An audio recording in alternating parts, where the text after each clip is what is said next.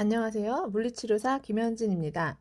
어, 이번 시간에는 그 근막 통증 증후군이 무엇인가에 대해서 여러분들께 설명을 해드리도록 하겠습니다. 근막 통증 증후군이란 근육에 존재하는 단단한 통증 유발점에 의해서 생기는 통증 및 자율신경 증상을 말합니다. 쉽게 말하면 근육을 싸고 있는 근막에 어떤 지점이 뭉쳐 있으면서 여러 가지 통증을 일으키는데 문제가 되는 근육 자체의 통증을 일으키기도 하고 또 그것과 상관없어 보이는 다른 부분이 아프기도 합니다. 예를 들면은 무릎이 아프면 무릎 주변의 근육들이 근막이 뭉쳐져 있는 곳, 그러니까 통증 유발점을 찾아서 풀어주면 그 무릎 통증이 나아지고 허리 통증이 있을 때는 엉덩이나 허리 근육이나 등 근육의 통증 유발점을 찾아서 풀어주면 심했던 허리 통증이 나아지는 것이에요. 그러니까 어지럼증이나 소화가 안 되거나 뭐 두통이 있거나 뭐 소변을 자주 눕거나 뭐 이런 여러 가지 자율신경에 관련될 것 같은 그러니까 각 기관의 그 장기의 문제들 이런 것들도 문제 근육의 통증 유발점을 찾아내서 풀어주었더니 증상이 사라지는데 그 이유는 근육과 근막을 지배하는 신경과 자율신경이 연결되어 있기 때문이라는 거예요. 이분들이 의사분들인데요. 닥터 시몬스와 트라벨이라는 분이 제가 알기로는 1990년도쯤에 책을 내셨는데 이분들이 30년간 임상 경험을 한 것을 토대로 그리고 과학 자료를 수집해서 이제 관절의 통증이 있으면 그 일대에 근막에 굳은 지점이 있어서 그런 통증들이 생겨서 그 근막을 풀어주면 관절 통증이 사라지더라.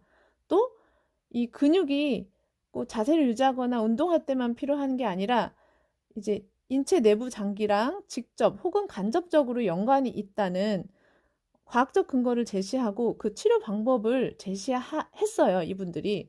그래서 세계 여러 나라에서 그리고 지금 현재 우리나라에서도 의사 선생님들께서 이 근막 통증 증후군을 바탕으로 해서 치료를 많이 하시고 이 이론을 그러니까 많은 환자분들이 오실 때 이제 정형외과에서 환자들이 많이 오시면 그분들의 한 30%에서 70%까지도 이 근막 통증 증후군으로 인한 통증의 결과다 이렇게 말씀을 하시고 그거에 근거해서 치료를 하시고 오더를 내시고 하시거든요.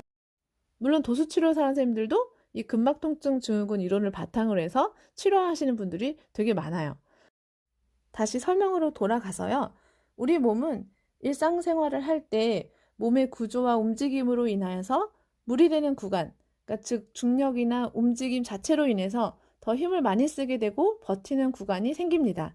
이곳에 근육이나 근막이 주로 굳게 되는데 이렇게 해서 통증 유발점, 트리거 포인트가 생기는 것으로 여겨집니다. 이 트리거 포인트는요, 만져보면 딱딱하게 굳은 것 같이 만져지는 경우가 많고 또 살짝만 눌러도 깜짝 놀라면서 아픈 경우가 되게 많아요. 이런 곳을 찾아서 자극을 해주고 눌러주면서 마사지 해주면 통증이 사라지고 건강해집니다.